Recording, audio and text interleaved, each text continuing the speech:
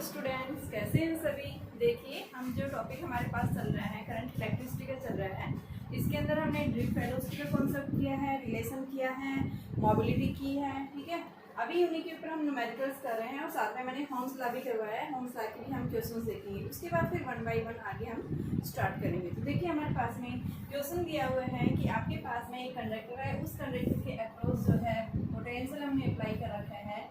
ये मान लो एक कंडक्टर है, इस कंडक्टर के अक्रॉस एक बैटरी लगी हुई है। इस बैटरी का जो पोटेंशियल है वो कितना है, 50 वोल्ट है। इसकी लेंथ जो है वो कितनी है, 100 मीटर। रेसिस्टेंस जो है यहाँ पे जो अपोजिशन ऑफर कर रहा है इस कंडक्टर के अंदर इलेक्ट्रॉन्स के मोशन को, वो रेसिस्टेंस कितना है, 0.5 ओम दिया हुआ है। तो क्या निकालना है आपको, टोटल लीनियर मोमेंटम हमें निकालना है। लीनियर मोमेंटम सबसे पहले क्या है कि इलेक्ट्रॉन्स जो है कंडक्टर के एक एंड से अदर एंड की तरफ इलेक्ट्रॉन्स क्या कर रहे हैं, मूव कर रहे हैं। तो इलेक्ट्रॉन्स के मोशन के कारण यहाँ हमें क्या मिलेगा, लीनियर मोमेंटम। तो लीनियर मोमेंटम यानी कि P = m × वेलोसिटी। अब वेलोसिटी इलेक्ट्रॉन्स किस वेलोसिटी से, यानी ड्रिफ्ट वेलोसिटी से मूव कर रहे हैं। ठीक है, कितने नंबर ऑफ इलेक्ट्रॉन्स, अगर एक इलेक्ट्रॉन होता तो उसके लिए मोमेंटम हमारे पास क्या हो जाता है, mvd हो जाता है। लेकिन इस कंडक्टर के अंदर a large number of electrons क्या कर रहे हैं, मूव कर रहे हैं। तो यानी हम क्या बताएंगे, इसके टोटल क्रॉस सेक्शन एरिया के अक्रॉस नंबर डेंसिटी जो है इलेक्ट्रॉन्स की वो क्या है, n ले रखी है। ठीक है, तो हम क्या कर देंगे इसको, यहाँ से p जो है हमारे पास टोटल लीनियर मोमेंटम जो है टोटल नंबर ऑफ इलेक्ट्रॉन्स के कारण जो आएगी, क्या आ जाएगी बेटा, n × al। क्रॉस सेक्शन में यानी नंबर डेंसिटी हम लेंगे उसको m × v2। अब यहाँ से देखिए, ड्रिफ्ट वेलोसिटी हमारे पास नहीं दिया हुआ, क्या दिया हुआ हमारे पास में, पोटेंशियल दे रखा है, लेंथ दे रखा है, r दे रखा है। हम क्या करेंगे, हमने एक रिलेशन पढ़ा था, I = ANEVD। VD हमें पता है क्या है, I/ANE। इस वैल्यू को उठा के हम यहाँ पुट कर देंगे, लीनियर मोमेंटम हमारे पास क्या आ जाएगा, NAL × MV आएगा और VD की जगह I/ANE। आपके पास n से n कैंसिल हो गया और ये क्या आ गया आपके पास में, m, यानी I a से a कैंसिल हो गया और ये आपके पास में I/E ml आ गया। क्या देगा ये, लीनियर मोमेंटम। तो लीनियर मोमेंटम का फॉर्मूला हमारे पास ये आ गया, जहाँ पे आपके पास में क्या दे रखा है, I क्या है, करंट है, करंट की वैल्यू हम निकाल लेंगे। आपके पास में V और R दोनों दे रखी हैं। m की वैल्यू इलेक्ट्रॉन्स का मास हम जानते हैं, लेंथ कंडक्टर की लेंथ दे रखी है, इलेक्ट्रॉन्स के ऊपर चार्ज है। तो हम इन सब की वैल्यू पुट करेंगे तो I की जगह हम क्या रखेंगे, V/R × m × L/E। V कितना दिया हुआ है, 50 वोल्ट। मास जो है इलेक्ट्रॉन्स का कितना होता है, 1.67 × 10⁻37, ये 9.1 होता है बेटा। ये प्रोटॉन्स का होता है 9.1 × 10⁻31 इंटू में लेंथ जो है कंडक्टर की वो आपके पास में कितनी दी हुई है, 100 मीटर। अपॉन में इलेक्ट्रॉन्स का चार्ज जो है 1.6 × 10⁻19 और रेसिस्टेंस जो है वो आपके पास में कितना है, 0.5। इन सब की वैल्यू पुट कर देंगे और जब हम इसको सोल्व करते हैं तो ये वैल्यू हमारे पास आती है 5.6 ×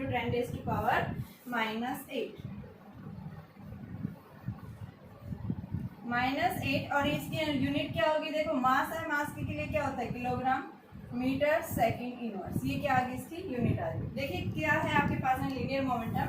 लीनियर मोमेंटम यानी इस कंडक्टर के अंदर लार्ज नंबर ऑफ इलेक्ट्रॉन्स क्या कर रहे हैं, नेगेटिव एंड से पॉजिटिव एंड की तरफ फ्लो कर रहे हैं। तो इलेक्ट्रॉन्स के मोशन के कारण हमें क्या मिलेगा, यानी मोमेंटम मिलेगा। तो मोमेंटम क्या होता है, मास इनटू वेलोसिटी। अब वेलोसिटी किसके इक्वल लेंगे, ड्रिफ्ट वेलोसिटी के इक्वल लेंगे। ठीक है, तो हमने यहाँ पे ड्रिफ्ट वेलोसिटी रख दी है। अब हमें ड्रिफ्ट वेलोसिटी नहीं दे रखी। ये देखो, ये मोमेंटम जो था एक इलेक्ट्रॉन्स के कारण था, लेकिन इस कंडक्टर के अंदर n नंबर ऑफ इलेक्ट्रॉन्स क्या कर रहे हैं, इस टोटल क्रॉस सेक्शन एरिया के यानी इस टोटल वॉल्यूम के अक्रॉस क्या कर रहे हैं, मूव कर रहे हैं। तो हम क्या लेंगे, इसका पूरा वॉल्यूम लेंगे। ठीक है, तो नंबर डेंसिटी लेंगे, n × AL लेंगे और यहाँ पे mvd। अब रिलेशन हमने पढ़ा था, I = क्या होता है, ANEVD। vd की वैल्यू निकाली यहाँ से, इस वैल्यू को ढक यहाँ से पुट कर दिया तो हमारे पास मोमेंटम का फॉर्मूला आ गया और इसके अंदर हमने न्यूमेरिकल वैल्यू रख के इसको सोल्व कर लिया। क्या देगा ये हमें, इसका मोमेंटम देगा। देखिए स्टूडेंट्स, इसके अंदर आपके पास मैंने 2 क्वेश्चंस दिए हैं। फर्स्ट क्वेश्चन जो हमारे पास में क्या दिया हुआ है कि आपके पास में कोई भी कंडक्टर है, उस कंडक्टर के क्रॉस करंट कितना जा रहा है, 5 एम्पियर। कंडक्टर का क्रॉस सेक्शन एरिया ये है और उस कंडक्टर के अंदर जो इलेक्ट्रॉन्स की जो चार्ज डेंसिटी है वो कितनी है, 5 × 10⁻26। क्या निकालना आपको, ड्रिफ्ट वेलोसिटी। तो इस ड्रिफ्ट वेलोसिटी को हम कैसे निकालेंगे, हमने एक रिलेशन पढ़ा था, I = ANEVD। तो यहाँ से हम क्या निकालेंगे, VD निकालेंगे और इस VD की वैल्यू क्या आएगी, आई अपॉन ए एन ई। तो आई हमारे पास कितना दे रखा है 5, ए कितना दे रखा है 4 इंटू 10⁻⁻�6, एन की वैल्यू दे रखी है, डायरेक्ट वैल्यू पुट कर देंगे, और ई जो है 1.6 इंटू 10⁻⁻⁹। सारी वैल्यूज गिवन, यहाँ से हम क्या निकालेंगे, ड्रिफ्ट वेलोसिटी निकाल देंगे।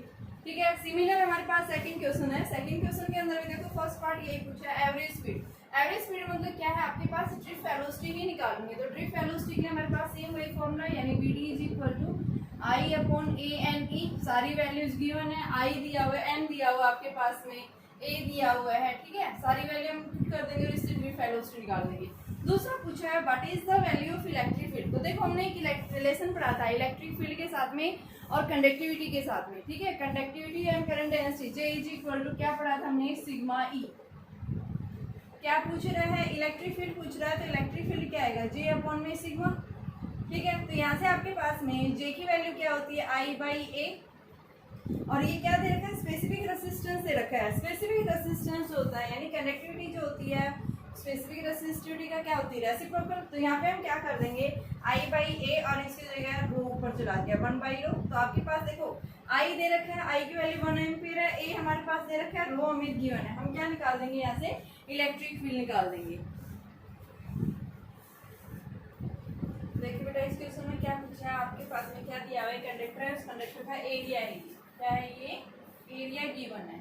कितना दे रखा है, 10⁻⁻6 मीटर स्क्वायर। एटॉमिक वेट दे रखा है उसका कितना है 60। लेंथ कंडक्टर की 1 मीटर है, और उसकी डेंसिटी जो है मास पर यूनिट वॉल्यूम जो है वो कितना है 5 इंटू 10⁻³ किलोग्राम पर मीटर क्यूब। निकालना क्या है आपको, नंबर ऑफ फ्री इलेक्ट्रॉन्स निकालने हैं पर यूनिट वॉल्यूम कितना है। अगर हर एक एटम उसके अंदर क्या कर रहा है, एक इलेक्ट्रॉन एक एटम को क्या कर रहा है, कंट्रीब्यूट कर रहा है, तो वहाँ पे नंबर ऑफ फ्री इलेक्ट्रॉन्स जो है पर यूनिट वॉल्यूम किसके इक्वल होगा। साथ में क्या निकालना है, ड्रिफ्ट वेलोसिटी बतानी, जो करंट कितना पास हो रहा है उस कंडक्टर में, 16 एम्पीयर पास हो रहा है। एवोगाड्रो नंबर आपको ये दिया हुआ है। तो इसको निकालने के लिए सबसे पहले हमें क्या चाहिए, number of free electrons per unit volume. तो free electrons per unit volume, volume हमारे पास में उस कंडक्टर के क्या आ जाएगा, वॉल्यूम ऑफ कंडक्टर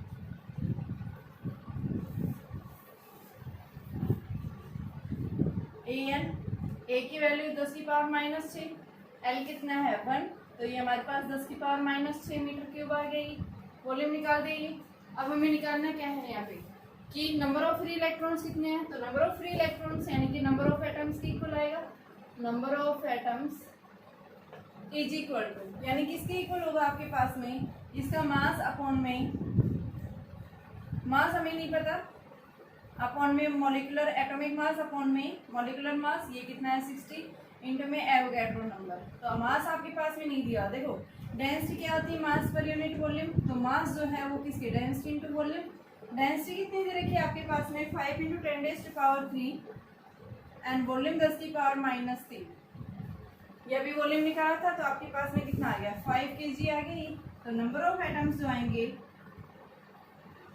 एटम्स या नंबर ऑफ फ्री इलेक्ट्रॉन्स कितने इक्वल 5/60 इंटू 6 इंटू में 10⁻26। तो ये बेटा आपके पास ये आ गया। तो ये हमारे पास में वैल्यू आ गई 5 इंटू 10⁻25। इतने नंबर ऑफ फ्री इलेक्ट्रॉन्स आ गए हैं। अब नंबर ऑफ क्या निकालना हमें, number of electrons per unit volume, per unit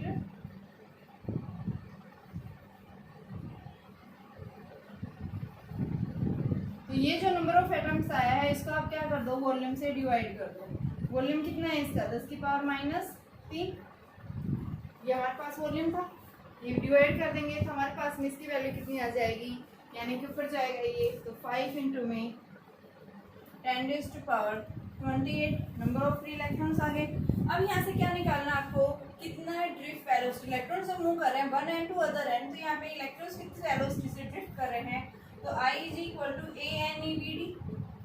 we D की वैल्यू किसके इक्वल आएगी, I अपॉन में ए एन ई। आई की वैल्यू आपके पास गिवन है 60 एम्पियर, क्रॉस सेक्शनल एरिया है 10⁻⁻6, एन की वैल्यू हम निकाल चुके हैं 5 इंटू 10⁻28 और इलेक्ट्रॉन्स के ऊपर चार्ज 1.6 इंटू 10⁻⁻9। इसको जब हम सोल्व करते हैं तो ये ड्रिफ्ट वेलोसिटी हमारे पास में अप्रोक्सीमेट किसके इक्वल आ जाती है 2 mm/s, 2 mm/s। पर सेकंड के इक्वल आ जाएगी। क्या आ जाएगी? Drift velocity. तो देखिए जब भी आपके पास में नंबर ऑफ एटम्स नहीं दिया होता तो उससे हम निकाल सकते हैं। आपके पास एटॉमिक वेट दिया होगा तो आपके पास में यानी क्या लिखते हैं यहाँ पे कि जो मॉलिक्यूलर यानी कि जो भी एटम का मास दे रखा अपॉन में जो आपके पास में ये मॉलिक्यूलर वेट है, ठीक है, स्मॉल m अपॉन में capital M into N, Avogadro number से हम इसको डिवाइड कर देंगे, मल्टीप्लाई कर देंगे। आपके पास में क्या आ जाएगा? ये आ जाएगी वैल्यू नंबर ऑफ एटम्स। और जब नंबर ऑफ एटम्स आ जाते हैं तो वहाँ पे हम पर यूनिट वॉल्यूम निकालेंगे तो उसके वॉल्यूम से हम उसको डिवाइड कर देंगे। क्या आ जाएगा हमारे पास में यहाँ से कि उसकी ड्रिफ्ट वेलोसिटी निकाल देंगे। देखिए बेटा क्वेश्चन आपके पास में वेरी इंपॉर्टेंट क्वेश्चन है। 1 मार्क्स के अंदर क्वेश्चन पूछे जाते हैं। ये आपके पास में नीट या IIT अंदर मेंस है उसके अंदर क्वेश्चन आपके ये क्वेश्चन इस टाइप से पूछे जाते हैं करंट डेंसिटी के ऊपर। तो करंट डेंसिटी के ऊपर क्वेश्चन किस टाइप से पूछेगा? आपको क्या निकालना है? एक सिलेंड्रिकल वायर है जिसकी रेडियस क्या है? r है। मान लो ये आपके पास में क्या है? एक सिलेंड्रिकल वायर। इस वायर की जो रेडियस है वो क्या है? r है।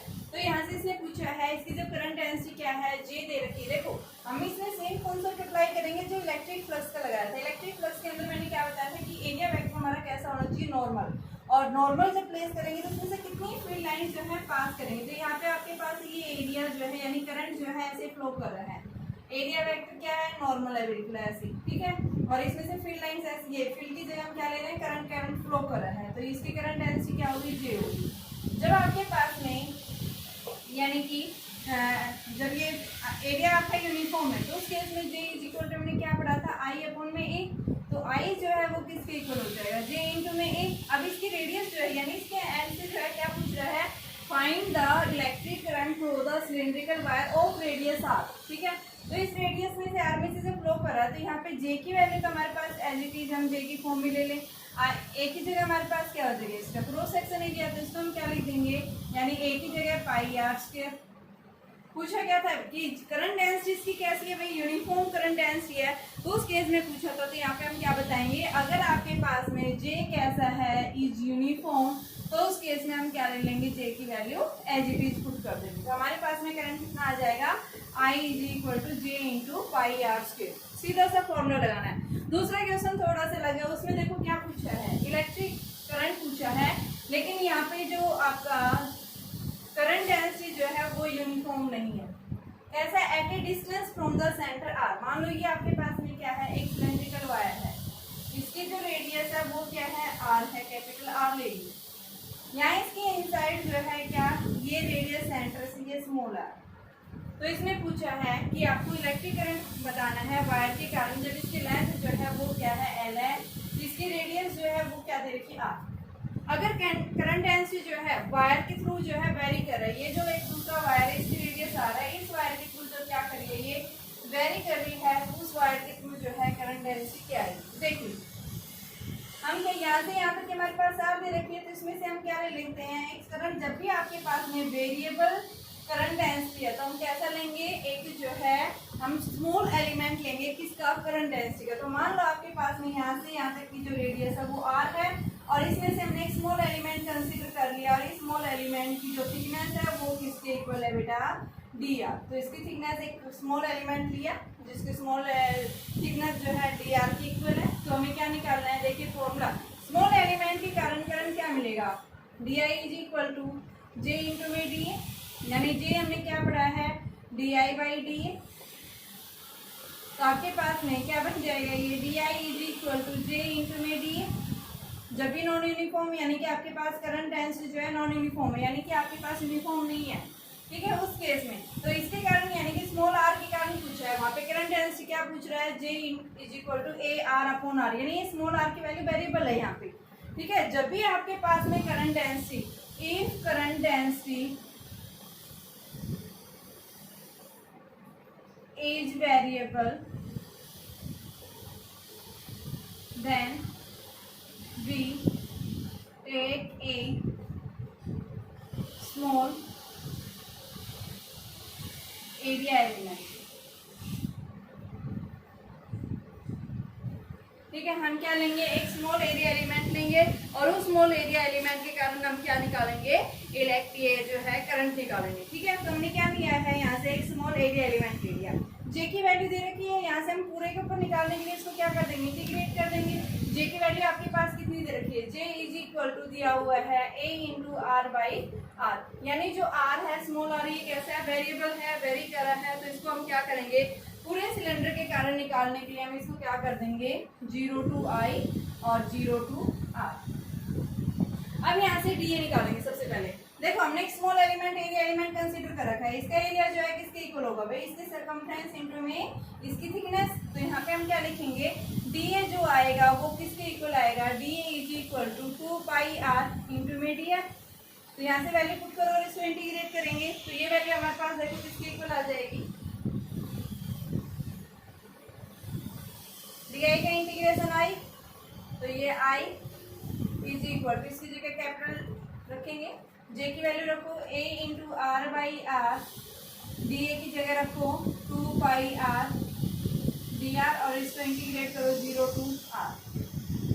तो ये क्या आ गया, I is equal to A constant, R constant, 2 pi भी कांस्टेंट, 0 टू r, ये r स्क्वायर dr।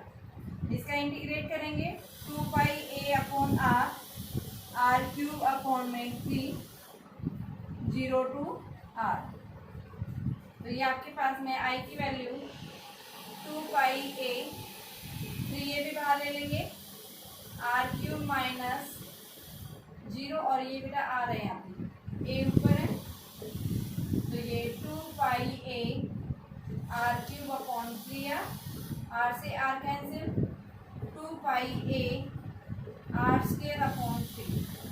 क्या आ गया ये हमारे पास में इलेक्ट्रिक करंट आ गया, जब आपके पास में जो करंट डेंसिटी जो है वो कैसी है, वेरिएबल। एक बार देखिए फिर से यहाँ पे क्या पूछा है, एक सिलेंडर है, उस सिलेंडर के जो है स्मॉल r रेडियस के ऊपर हमें क्या निकालना है, करंट निकालना है, जो स्मॉल रेडियस से r से जो है करंट डेंसिटी ये दे रखी है, यानी करंट डेंसिटी कैसा वेरिएबल है, यूनिफॉर्म नहीं है, ठीक है। तो हम उसके लिए क्या लेंगे, स्मॉल एलिमेंट लेंगे, एक स्मॉल एरिया एलिमेंट लिया, स्मॉल एरिया एलिमेंट के कारण करंट भी कैसा आएगा, स्मॉल आएगा, ठीक है। यहाँ से हमने इसको इंटीग्रेट कर दिया, यहाँ से देखो सबसे पहले आप कितने एरिया एलिमेंट की वैल्यू निकाली, एरिया एलिमेंट हमारे पास में यानी ये था, ये मान लो आपके पास सिलेंडर वायर था, हमें इतने पोर्शन की निकाली, ये रेडियस दे रखी थी, तो इसमें से हमने क्या लिया था, एक स्मॉल पोर्शन लिया था, ये स्मॉल पोर्शन की थिकनेस क्या थी dx, और ये इसकी टोटल लेंथ क्या है 2 पाई r, तो यहाँ पे एरिया क्या आ गया 2 पाई r इंटू dx कर दिया, तो यहाँ से इसकी वैल्यू पुट कर दी और इसको इंटीग्रेट कर दिया।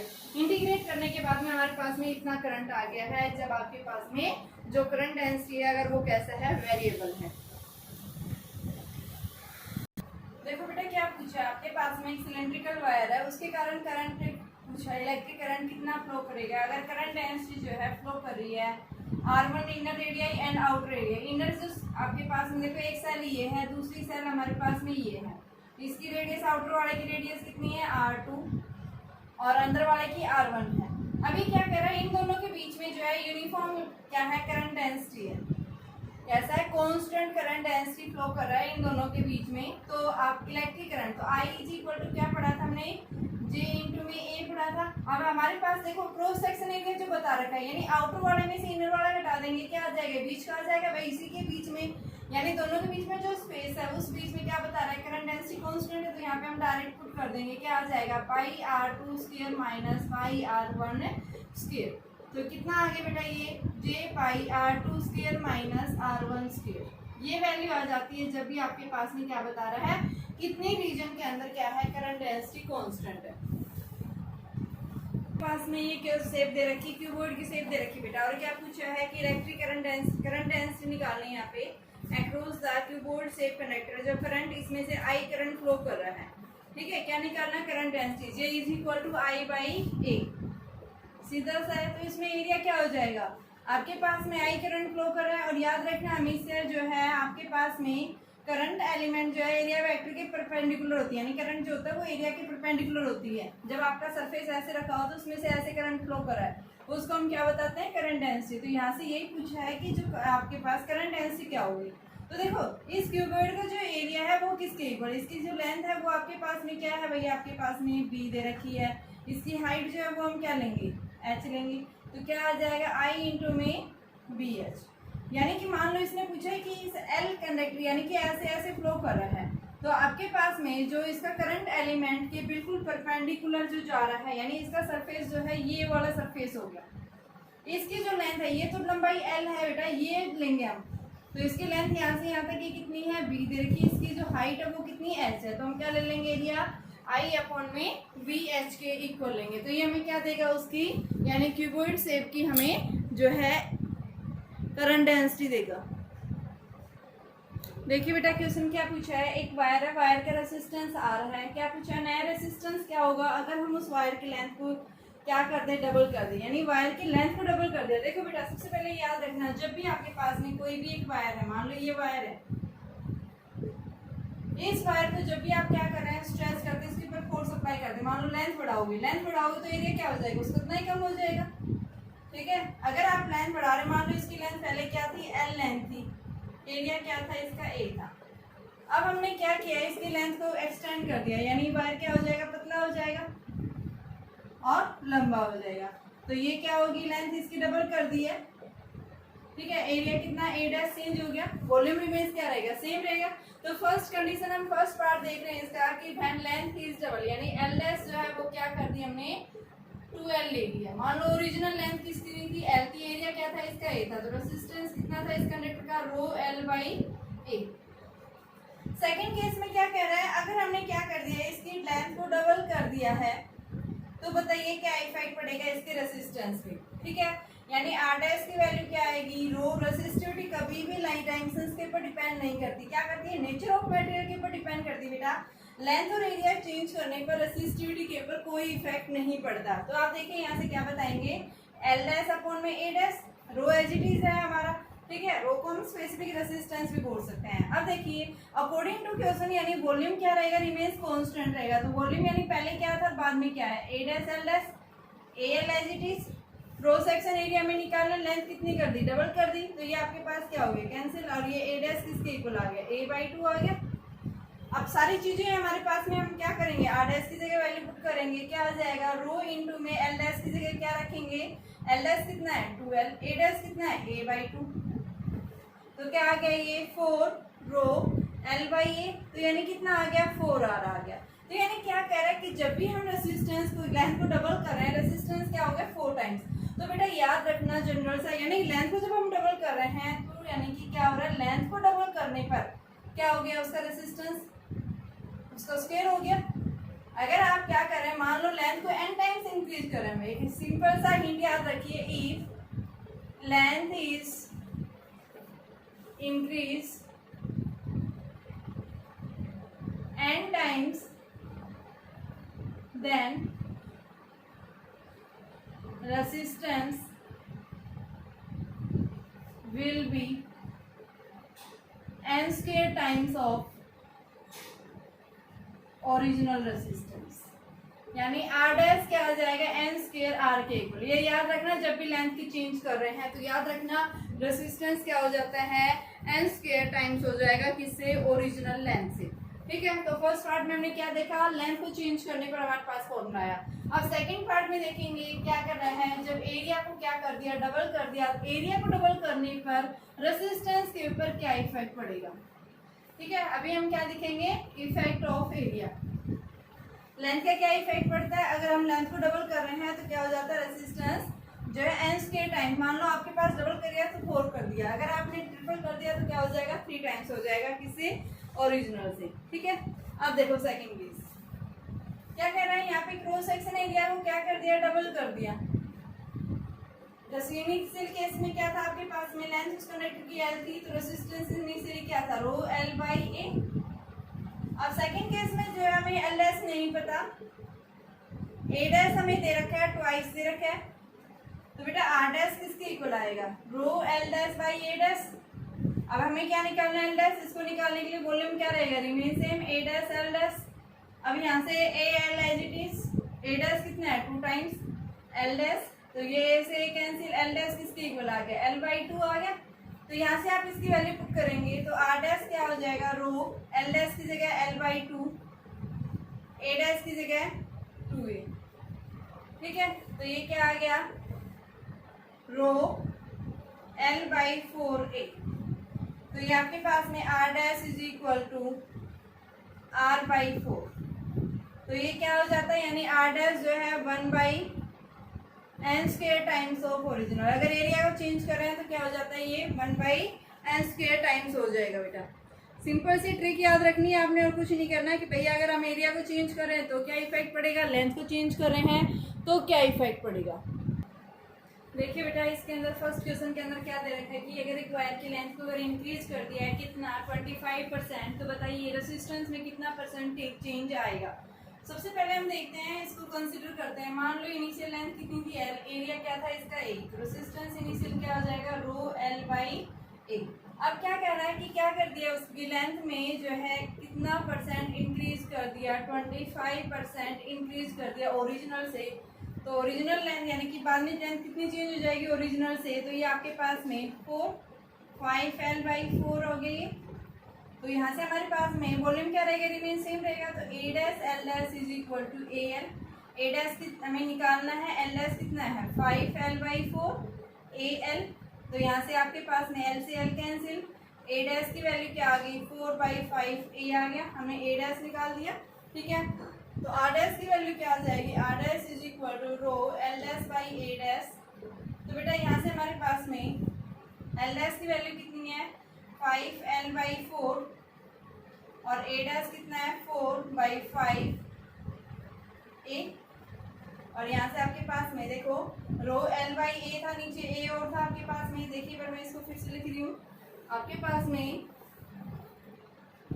रो L डैश की वैल्यू किसके इक्वल है 5L/4 एंड A डैश किसके इक्वल है आपके पास में 4/5A।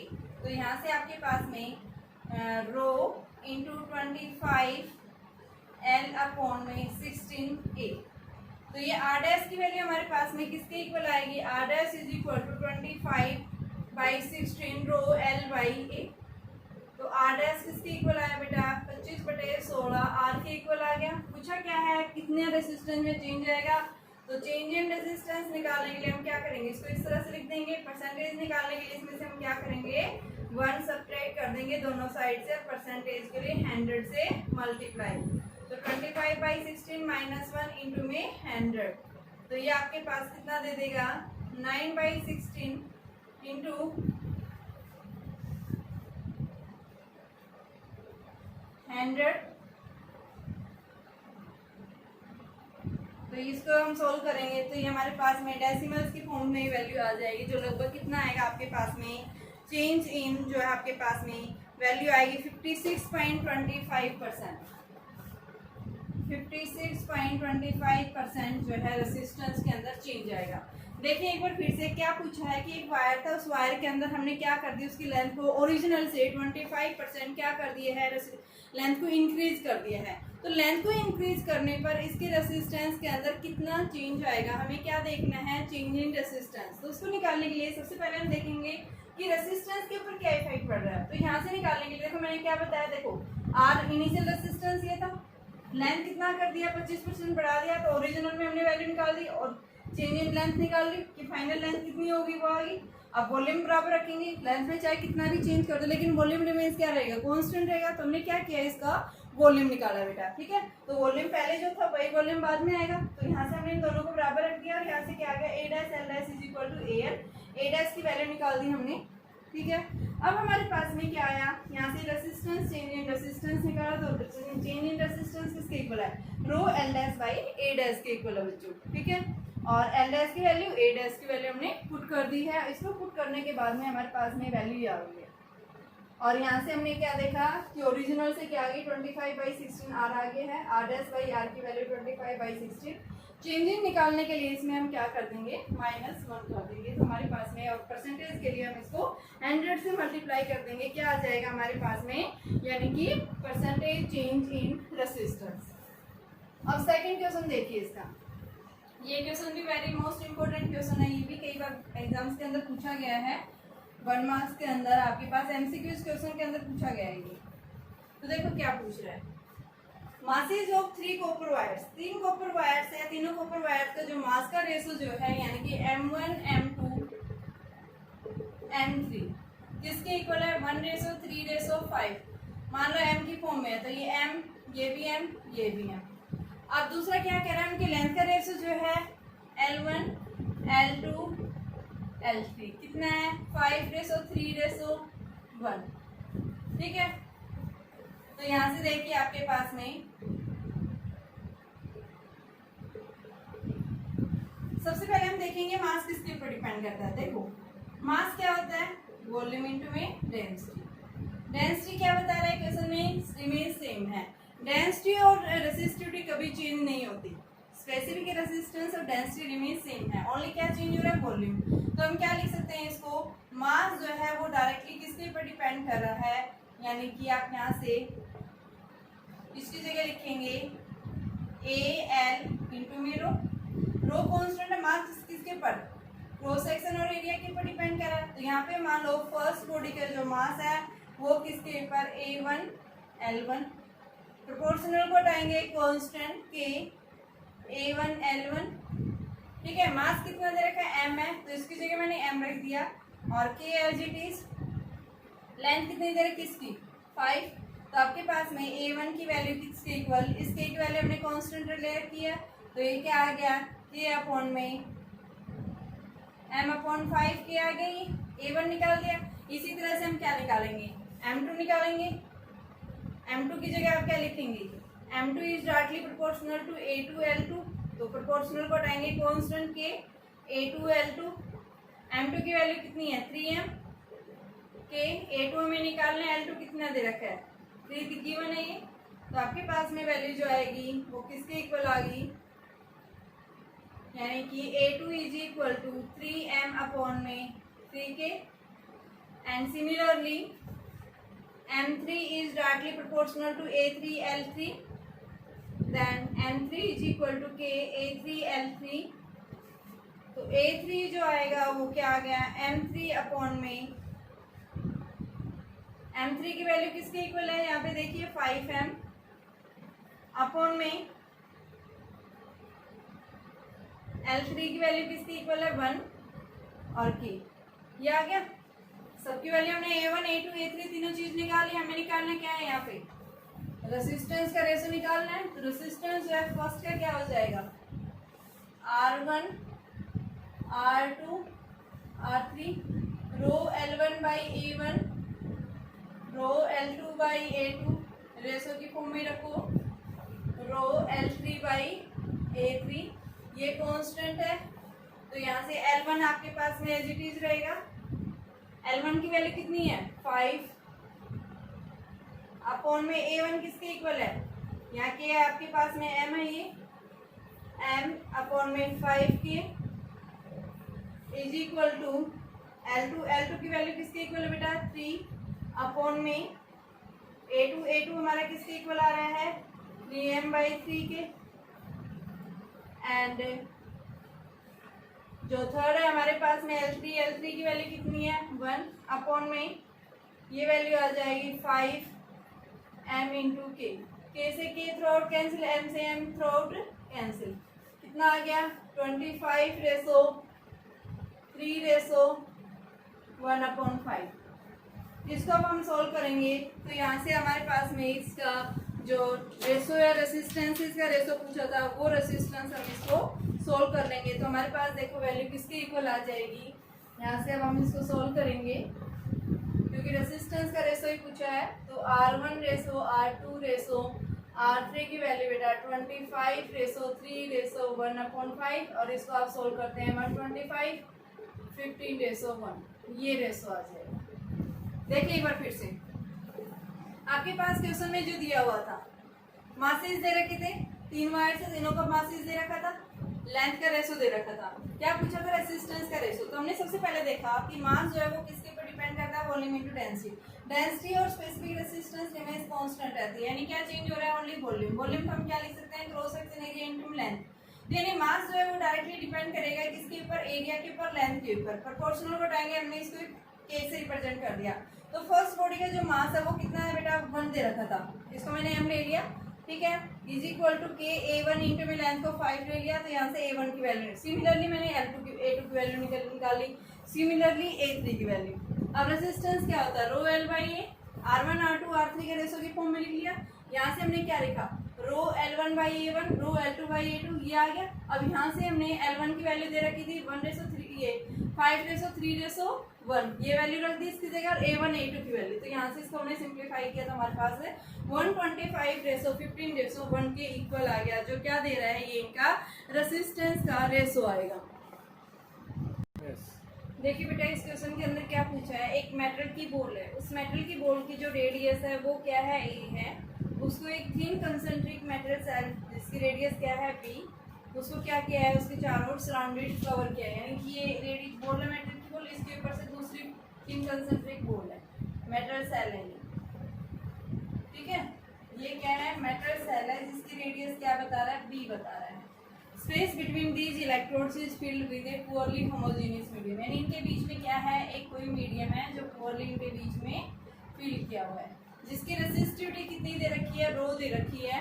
तो बताइए रेसिस्टेंस कितना होगा इनके बीच में, यहाँ इनके बीच का रेसिस्टेंस। तो इसको लेने के लिए हम क्या करेंगे, सबसे पहले देखो बेटा स्मॉल एलिमेंट लेंगे, क्योंकि रेसिस्टेंस निकालने के लिए रो L बाई A हमें क्या लेना पड़ेगा, एक स्मॉल एलिमेंट, क्योंकि हम पूरे का एक साथ नहीं निकाल सकते, और ये क्या बता रहा है, होमोजीनियस मीडियम है यहाँ पे इसके अंदर। तो हम क्या लेंगे, इसके बीच में, इन दोनों के बीच में एक क्या लेंगे, स्मॉल एरिया एलिमेंट कंसीडर करेंगे। इस स्मॉल एरिया एलिमेंट की जो रेडियस है वो क्या है, R है, और इसकी जो थिकनेस होगी वो हम किसके इक्वल ले रहे हैं बेटा, dr के इक्वल। ये क्या है आपके पास में, dr इसकी थिकनेस। तो सबसे पहले हम क्या लिखेंगे, late us consider a small element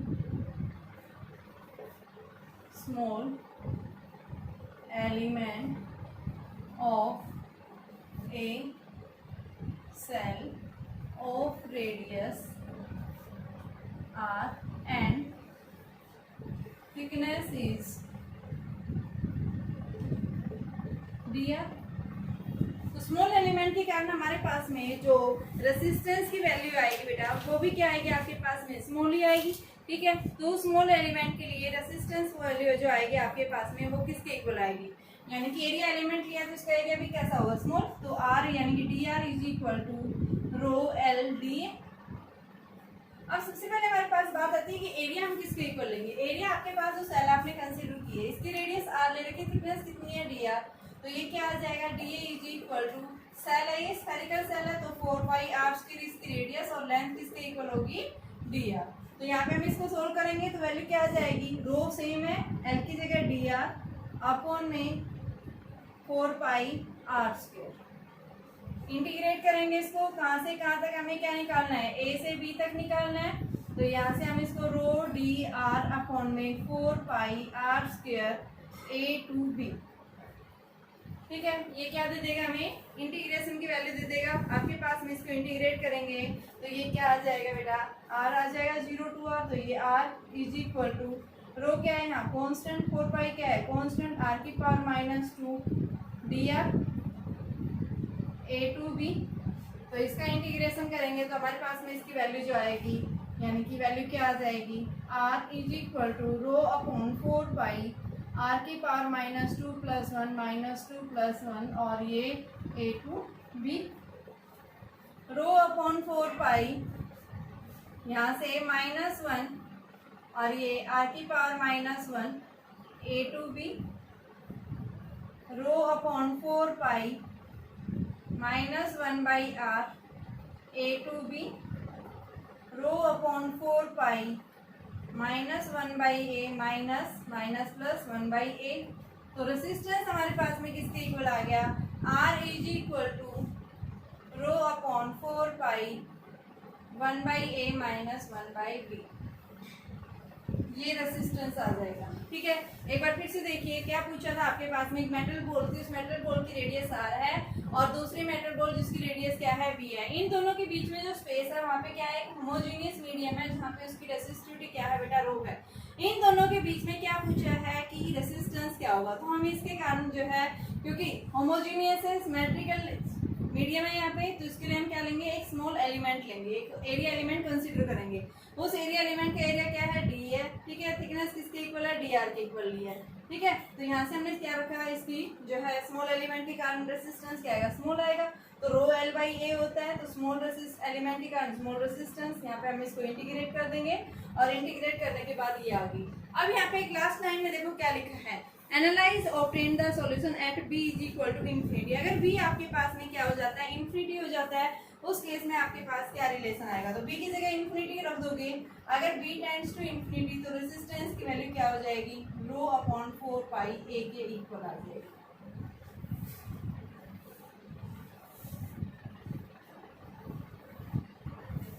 देखिए बेटा आपके पास क्या बोल रहा है, एक वायर है, वायर का क्रॉस सेक्शन एरिया क्या है, ए है, लेंथ उसकी एल है। इसके अंदर जो वेरिएबल रेसिस्टिविटी है, रेसिस्टिविटी की वैल्यू ये है, वेरिएबल है, वेरी कर रही है, तो हमें क्या निकालना है, इसके लिए रेसिस्टेंस की वैल्यू निकालनी है, फाइंड द रेसिस्टेंस। तो कैसे निकालेंगे, इसके लिए हम क्या करेंगे, कंसीडर करेंगे स्मॉल एलिमेंट। मान लो ये एक स्मॉल एलिमेंट है, यहाँ से यहाँ तक की लेंथ क्या है, एक्स है, स्मॉल एलिमेंट लिया है, कितनी आ गई, डी एक्स आ गई, और स्मॉल एलिमेंट के कारण रेसिस्टेंस भी क्या मिलेगा, स्मॉल ही मिलेगा, जिसको हमने क्या ले लिया, डी आर ले लिया। अब देखिए हमारे पास में क्या आ जाएगा बेटा, स्मॉल एलिमेंट के कारण resistance rho D X by A, area constant है, ओनली क्या रेसिस्टिविटी चेंज हो रही है, एक्स की वैल्यू चेंज की हमने, ठीक है। इसको इंटीग्रेट करेंगे, डी आर 0 से आर, और ये क्या रखेंगे, रो डी एक्स अपॉन में ए, और ये 0 टू एल, रो की जगह वैल्यू पुट करो, rho naught into 1 plus x by a d x upon में ए 0 टू एल, ये क्या आ गया आर, तो यहाँ से रो नॉट अपॉन में ए, और बेटा इसको आप करोगे 0 to l d x plus में x by a d x, ठीक है, अलग अलग खोल दिया मैंने।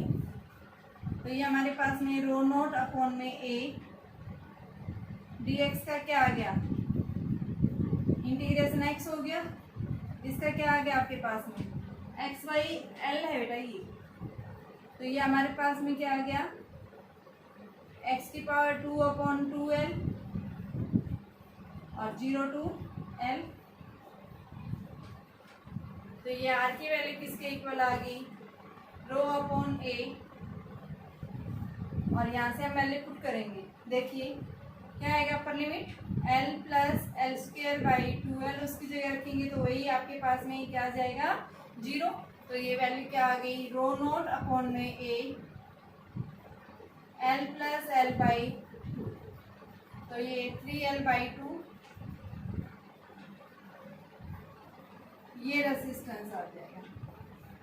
जब भी आपके पास वेरिएबल रेसिस्टिविटी की बात करता है, या फिर किसकी बात कर रहा है कि यहाँ पे आपके पास में वेरिएबल एरिया है या वेरिएबल रेसिस्टिविटी, उस केस में हम स्मॉल एलिमेंट लेके इनको क्या करेंगे, क्वेश्चंस को सॉल्व करेंगे।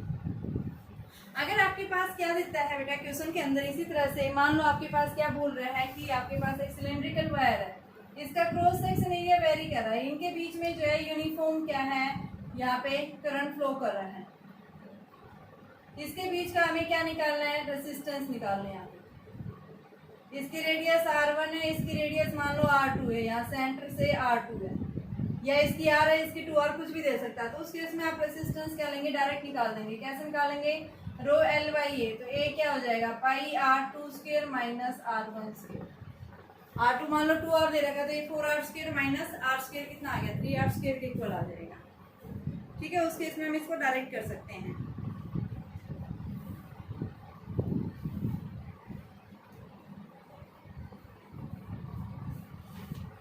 देखिए बेटा एक क्वेश्चन आपके पास में वेरी इंपॉर्टेंट क्वेश्चन है, इसके अंदर भी क्या पूछा है, एक सिलेंड्रिकल ट्यूब है, उस सिलेंड्रिकल ट्यूब की जो लेंथ है वो क्या है, एल लेंथ है, मान लो ये है सिलेंड्रिकल ट्यूब, इसकी लेंथ जो है कितनी बता रहा है, एल लेंथ है, ठीक है। इसकी इनर रेडियस जो है वो कितनी दे रखी बेटा, ए, और आउटर रेडियस जो है वो क्या है, बी। हमारे पास में ये क्या है, इसकी इनर रेडियस, और ये क्या है, इसकी आउटर रेडियस। तो क्या पूछा है, what is the resistance of the tube between its ends, यानी इसके बीच का जो एंड्स है, what is the resistance of the tubes between its ends. और दूसरा पार्ट पूछा है, between its inner and outer, यानी कि इसके इनर और आउटर के बीच का जो है हमें क्या निकालना है, रेसिस्टेंस निकालना है। और पहला पार्ट पूछा है कि what is the resistance of the ends, यानी इसके एंड्स के ऊपर जो है क्या आएगा आपके पास में। ठीक है, तो इसके एंड्स के ऊपर निकालने के लिए हमारे पास में एंड्स का मतलब क्या है, ये इस रीजन में, तो हम क्या बताएंगे कि resistance is equal to rho l by a क्या होता है पाई आर स्क्वायर, यहाँ से आर स्क्वायर की जगह क्या लिख देंगे, B square minus A square R. ठीक है, फर्स्ट पार्ट हो गया ये एंड्स के ऊपर, यानी कि आपके पास में इनर एरिया जो है आर है, आउटर क्या है ए, इनर ए है आर यहाँ पे, और आर टू क्या है यहाँ पे बी की इक्वल है, तो आउटर ज्यादा है, B square minus A square. First part आ गया ये। अब हमें क्या निकालना है, सेकंड क्या निकालना है, इनर और आउटर सरफेस, यानी यहाँ पे बताना है इस रीजन के अंदर। तो इस रीजन के अंदर हम क्या लेंगे, इसमें से एक स्मॉल एलिमेंट कंसीडर करेंगे, और स्मॉल एलिमेंट के कारण हमारे पास में रेसिस्टेंस की वैल्यू क्या आएगी। ठीक है, तो वहाँ पे अब हम क्या निकालेंगे कि कहाँ पे निकालना है, इसके एंड्स के ऊपर। तो आप क्या बताओगे, ये हमारे पास एक सिलेंडर है, दूसरा सिलेंडर ये है, इसकी रेडियस स्मॉलर ए है, आउटर की क्या है बी है। ठीक है, inner area is A and outer area B. सबसे पहले हमें क्या निकालना है, इनका रेसिस्टेंस। तो देखो बेटा, हम एक साथ जो है बीच का नहीं निकाल सकते, इसके लिए हम क्या करेंगे, एक स्मॉल एलिमेंट इसमें से क्या कर लेंगे, कंसीडर कर लेंगे। ठीक है, तो वो कंसीडर हमारा, यानी कि पहला पार्ट पूछा था इसके एंड्स के ऊपर, और फिर बोल रहे हैं उसके बीच में। एंड्स के मतलब ये हो गया ये वाला जो रीजन है, और एंड्स के ऊपर उल्टा बोल गए ये इनके बीच का है। तो हमारे पास में क्या आ जाएगा, सबसे पहले टेक ए स्मॉल एलिमेंट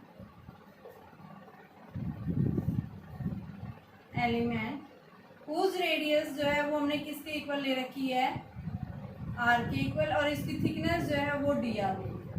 ठीक है, whose radius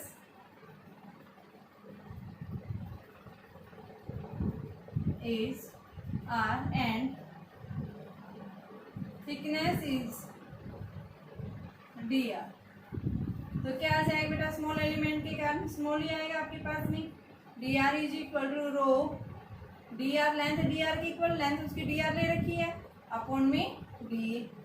तो यहाँ से हमारे पास में क्या आ जाएगा, रो इंटू में डी आर, और एरिया क्या है यहाँ पे सिलेंडर है, तो 2 पाई आर की आर एल हो जाएगा, लेंथ कंडक्टर की कितनी दे रखी है, एल दे रखी है, तो 2 पाई आर एल। अब इसको इंटीग्रेट करेंगे, कहाँ से कहाँ तक, ए से बी के बीच का चाहिए हमें, तो इसको इंटीग्रेट करेंगे अब यहाँ से, तो हमारे पास में क्या आ जाएगा, डी आर का इंटीग्रेशन आर, और ये बेटा रो अपॉन में 2 पाई एल कॉन्स्टेंट है, अंदर क्या है a to b, d r upon में आर क्या आ गया, रो अपॉन 2 पाई एल, और 1 बाई आर का log of R A to B, तो ये क्या आ गया, rho upon 2 pi L log of B minus log of B. ठीक है, इसको हम क्या लिख सकते हैं, rho upon 2 pi L log of B by T. तो ये हमारे पास में रेसिस्टेंस आ जाएगा इनके एंड्स के ऊपर, यानी इनके सरफेसेस के ऊपर। ठीक है।